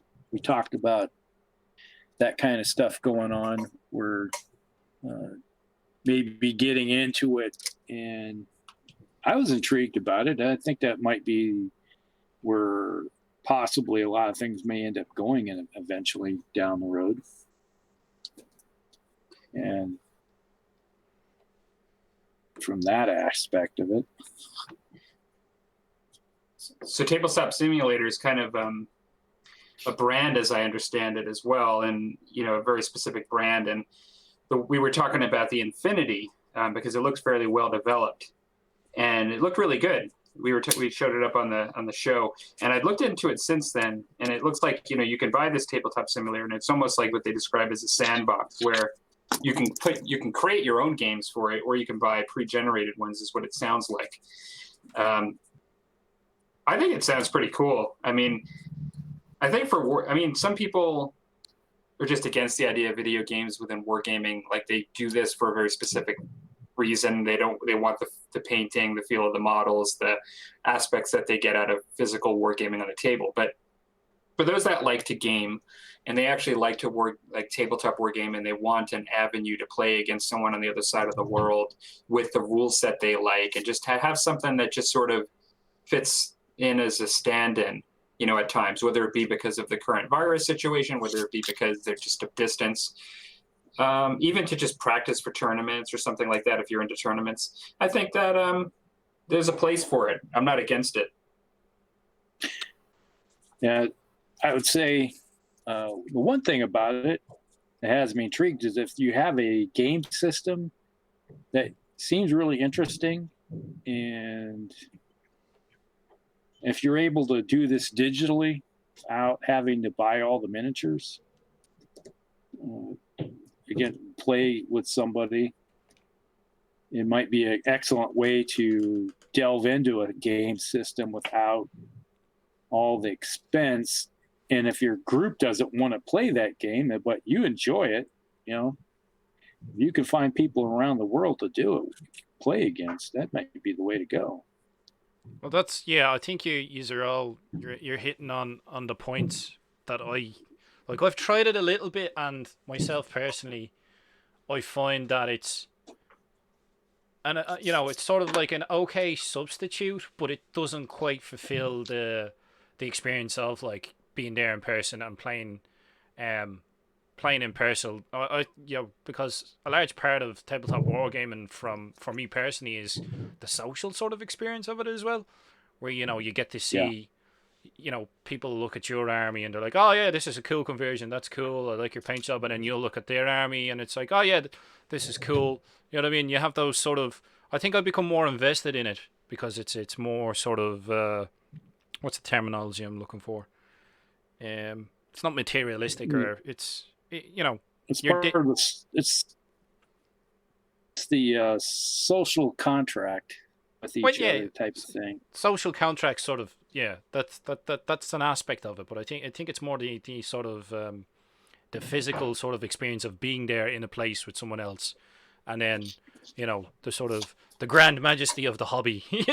Whereas Tabletop Simulator, I think, sort of, and you guys have already said it sort of scratches an itch in some regards, as a test bed to test stuff out, as an alternative when you just don't have the opportunity, maybe you don't have the time yourself to travel, or there's no one to travel to, and also for if you wanted to build a specific army, and you were saying this yourself, Rusty, without dropping all that coin to spend 500 or whatever on an army that you're thinking of building, that you have a good concept for, it would be a nice test bed to try that out and see, oh, actually, yeah, I do like this playstyle. I'll actually go and build this army, instead of you go out and build it, test it out, and you're like, well, actually, this doesn't suit my playstyle. I don't know, like the tactics required to play this, or, so on and so forth. And you just fork down a ton of money for that, just leaves you with a bad feeling. It's like, man, I just wasted all this money on something I don't like. Or an obscure gaming system, sort of, that nobody really plays. That no one else wants to play. Mm-hmm. I've been there. Been many times where I've gotten into a game system and buy two armies, one for each side, so I can get people to join in, and they may play one game or look at it, go, I don't feel like playing this anymore. And you're like, wow, thanks. But the next time they get a game system and they go, I feel like playing it. No. Tit for tat. Yeah. Like, but it's great. Yeah, I don't feel like it anymore. You would never do that, Rusty. I haven't, but I know the feeling, how it feels. I'm pretty supportive of my friends when it comes to, it's like, all right, I'm more than willing to, if it means social interaction of playing and just throwing dice at each other, and then throw them in slingshots and get some velocity on them. Yeah, that's pretty good.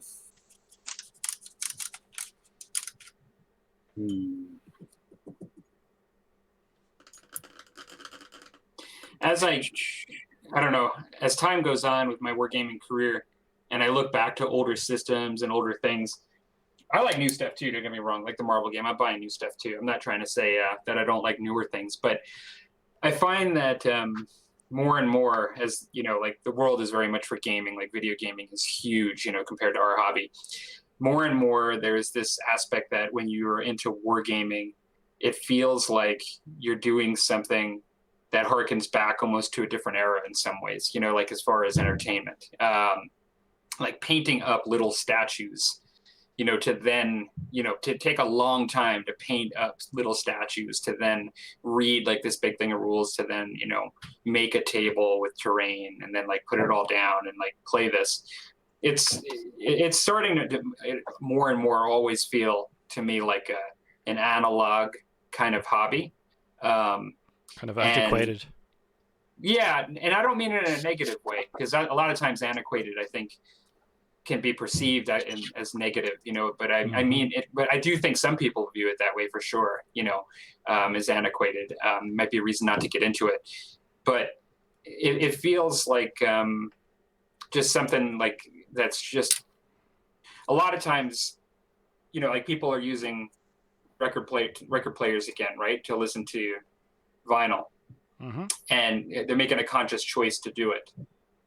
All of that, I'm not an audiophile. Like I don't, go out and buy a high-end system and, do that. But there are things that appeal to them for whatever reason about it. And even though it is sort of an older delivery mechanism to listen to music, to me, in some ways, there's a feel with that with tabletop gaming. Particularly, I play a lot of stuff with the metal miniatures and with older style rule sets. And so it gives me that feel. And I actually kind of like it. It's actually an appealing thing. And so I think when we talk about the video game thing, I or the simulator to play online, I'm not against it for the reasons I just said. But for the reasons I just said, I don't think it would ever be a replacement. Yeah. No, I get that. And I think, like you're talking about records and stuff, I think an aspect of it is physically owning it. Like if Games Workshop was to go belly up tomorrow, you know what I mean? Like we'd still be able to get games going. Whereas when it comes to software, especially stuff that's up on the cloud, you know what I mean? If a lot of that stuff was to just pop and go tomorrow, that's that's true. That, you know what I mean? That's true. I do. You're absolutely. Sitting with a lot of nothing. It's kind of like a Bitcoin. If the internet died, what good is it? True. I'll be trading in orc models in the apocalypse for years to come. I'll trade you 2 gas galls for your little gas gall. Some of the stuff would be worth its weight in gold. It's like, I've got a sealed devil in mud. It's like, oh my god. I'll trade you for your truck. It's like, okay. You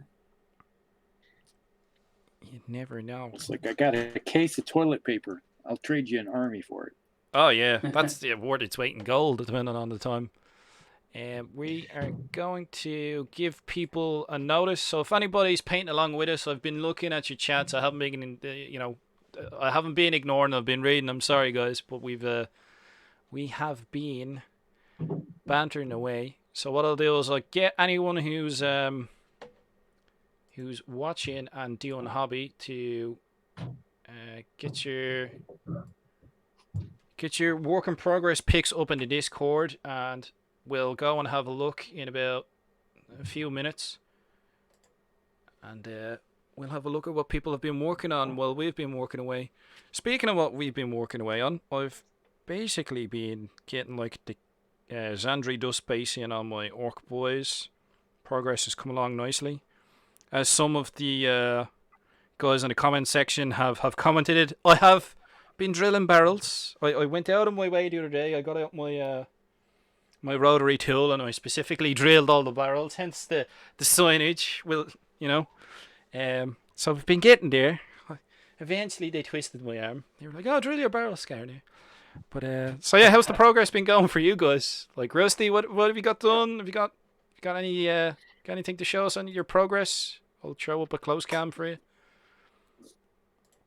Okay. Ooh, back in there.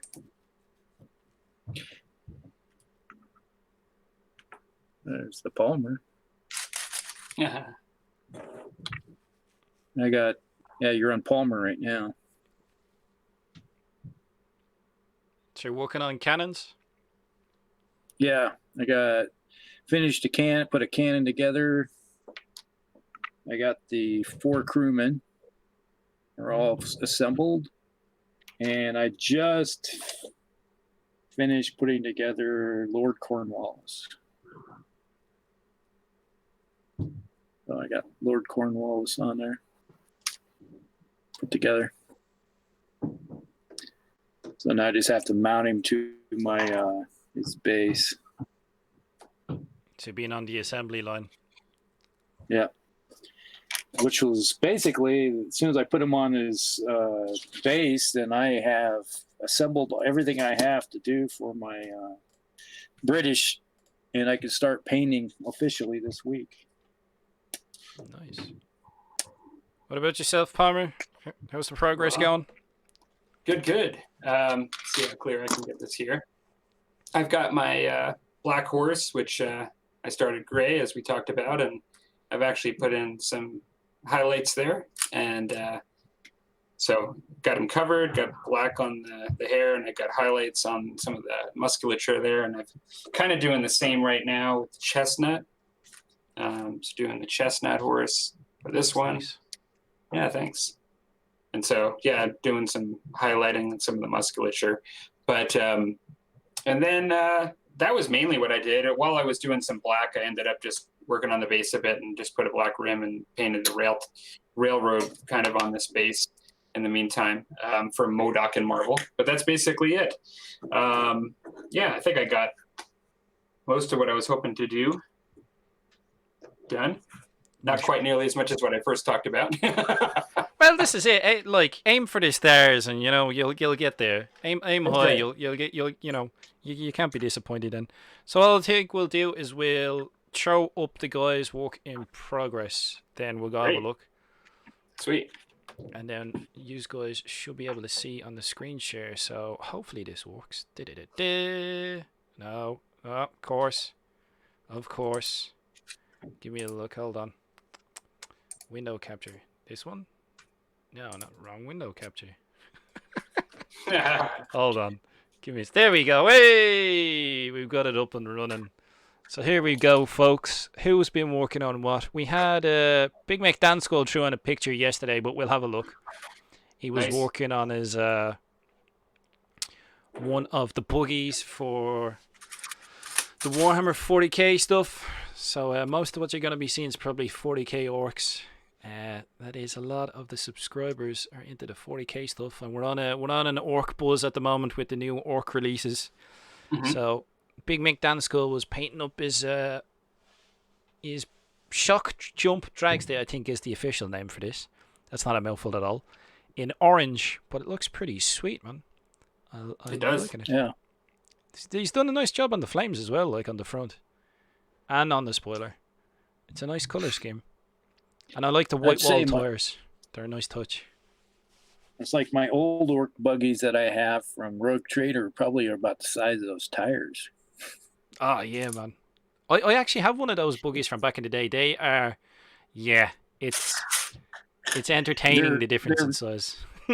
Yeah, they're basically have become Gretchen buggies. Definitely, there's definitely a massive size difference in them. Big time. Who's next up? What have we got? We've got Gear Guts. Gear Guts, one of your fellow Canadians there, Palmer. All right. Yeah, he's into Nice. his 3D design and printing, so he's been designing a trike of sorts with his 3D. Yeah, it looks Sweet. swank. Does look nice. It does indeed. Be looking forward to get the profile for that. If you're not on Kyle's Patreon, Kyle does a Patreon for his designs. You can get them as he designs them in the month. So jump over to his Patreon. It's only a few dollars as well. I think I throw like 10 Canadian or something at it every month, and it's well worth it. So yeah, if you have a 3D printer, or you have a friend who has a 3D printer and you want to work stuff, go on to Kyle's Patreon. I'm sure one of my admins will throw a link up while we're having a peruse here. One of the other guys that we've got going on, Poke Cactus, he's working on his looted Looted. rhino. Rhino. He's been busy. Fair play to him. What's this stuff they call? What's it? Granny grating? Oh, do you see this? Isn't that for like crocheting or something?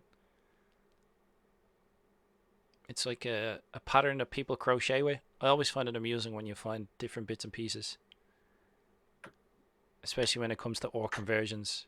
My favorite part is looking at a miniature that someone's converting and trying to figure out where the different parts come from.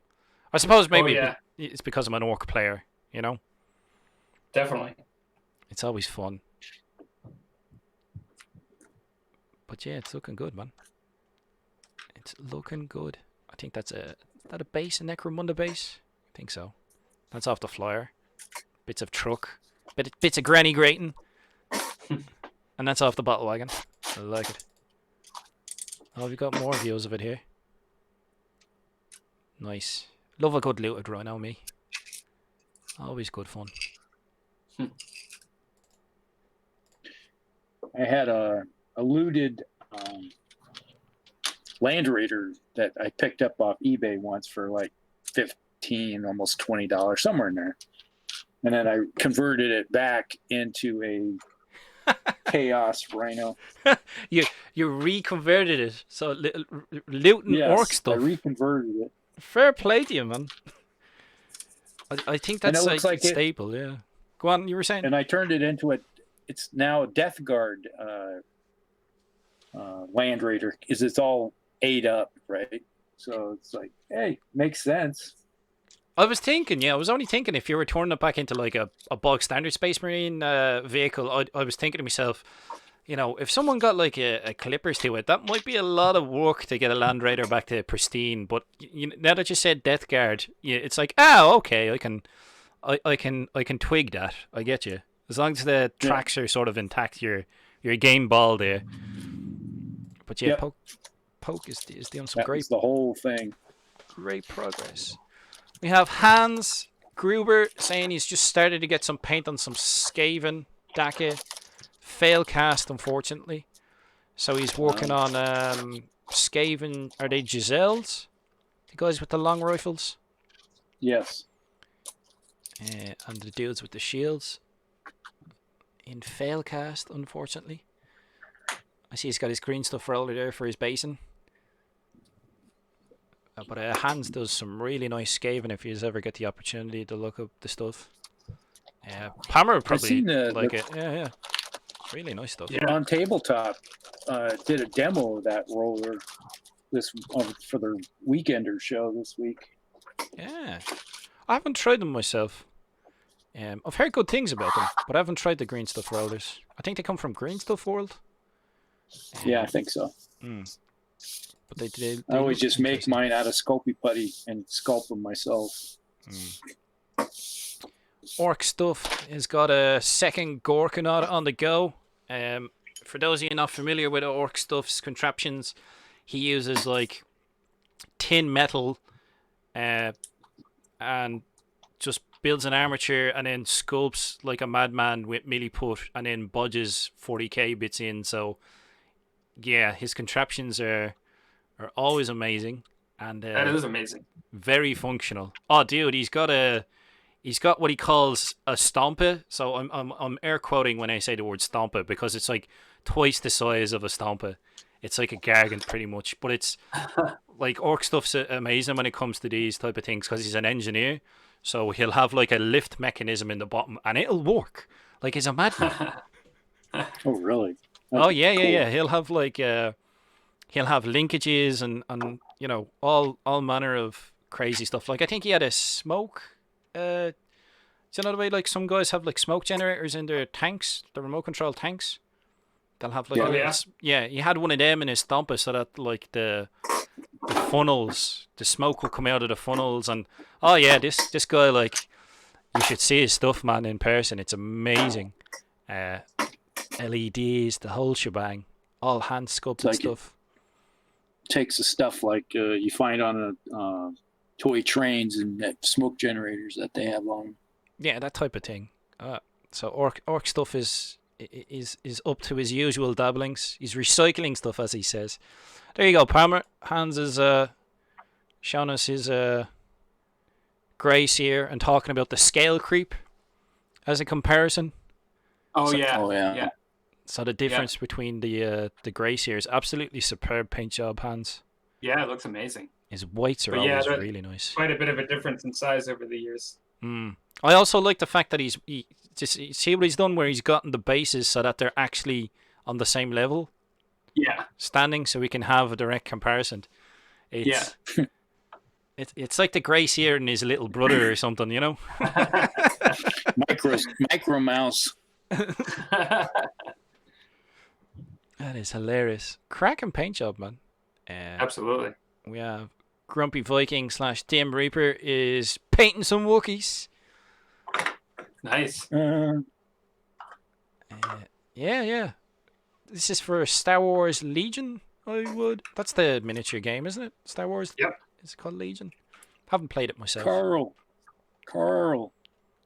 I ate a Wookiee. He was a little chewy. Oh, oh my God. Oh, if you knew Dim, he'd absolutely love. He loves terrible jokes like that. Shocking. Jay Severin's working on mechs. Oh, look at this lucky git. He's got some mech boys there. He's got the big mechs. He's got the metal guys. He's got a yeah. So the big mech with the custom force field, old school stuff. And he's got just the big mech. He's got a nice hull going there. I like the mix and match he's done. He swapped heads. He's mixing parts. Very nice. Very nice. I look forward to seeing them painted up. And the war boss, last but not least, is working on the new big boy. She's building up the Gazgul. So there we go for size-wise. He's pretty much like a dreadnought. It looks like that. Yeah. What size base is that? So I would assume that they're 1 inch squares he's on, so it looks like it's about 3 inches in diameter. So whatever I guess that would be a mil. 75 mil. There's 25 mils per inch, so yeah, about a 75, maybe 75, 80. That's how big he is now. He was on a 40 mil base, so he's on double the size. Well, he used to be on a 25 mil base. Well, exactly. Well, that's it. Up and up and up. So there we go, guys. That is that's all the work in progress everyone's got done. Well done, folks. I got some work in progress done myself. I'd like to say thanks to Rusty and Palmer for coming on. Sorry about the shenanigans in regards to Google Hangouts. Oh, no worries. It was great to be on. Thanks for having us. It was good. Yeah, we figured it out. It's no big deal. Yeah, exactly. We worked it out in the end. We had a good discussion, Yeah, that's it, man. even That's though both of us, both Palmer and I, decided to go to the International Space Station tonight. That's sort of an inside joke for our Musty Wargaming show when we end up losing connection. it happens. What when Rusty pulls one of his freezing maneuvers, his notorious. That's Yeah. Yeah, every now and then. Which is really bad because I have the best internet connection you can get around here, but there's so many people on right now that my internet will drop just because it's so many people watching or doing stuff on the internet right now. Because peak times taking an absolute beating, hugging up all of the internet waves. Definitely. Yeah, we got a letter from our local provider saying, be courteous because you may end up losing connection repeatedly due to the massive load that is on the network right now. Well, yeah. I've heard that. I've heard like Netflix has been throttling back on people because obviously with a lot of folk at home watching, just streaming, like it's, yeah. I'd say the system in general has been throttled a fair bit. Hans is saying, wouldn't be a Skarnir live hangout if there wasn't any technical problems. That's it, lads. You know what I mean? I'll keep it original. You want to talk about having bad technical problems? That's me. Like the number. How many times have we lost my show where I'd be hosting, and then it's like, hey, guess what, Palmer? Guess what's going to happen? And send them a picture of the local radar. And here comes the storm. And lose the internet or lose power. One time I lost power about 5 minutes before the show was supposed to start. Yeah. Totally. I think I remember that. That's because the show never happened. Okay, folks, so what I've done there is in the comments section, if you like Rusty and Palmer's stuff, and I suggest you go check them out. I'm putting the links up into the comments section to their YouTube pages. So go check them out, go throw them a sub. Like they're into their Warhammer Fantasy, Battletech. They do historical stuff, so there's a lot of stuff like you can learn off the guys. They dip their toe in many pies, we'll say. And so I've thrown up the links there. Thanks for coming on, guys. We'll have you on again soon, and probably go over and torment you on your show when I get the time off. And sounds good. It's been a pleasure. All right, glad to have you back on. Excellent. We'll do it hopefully. Thanks for having us in the not too distant future. Yep, anytime. I'll have you on again soon. Thanks for everyone else in the comments section, and thanks for sharing your work in progress. We'll see you in the next one, guys. Take it easy. Bye now. Take care, everybody. Later.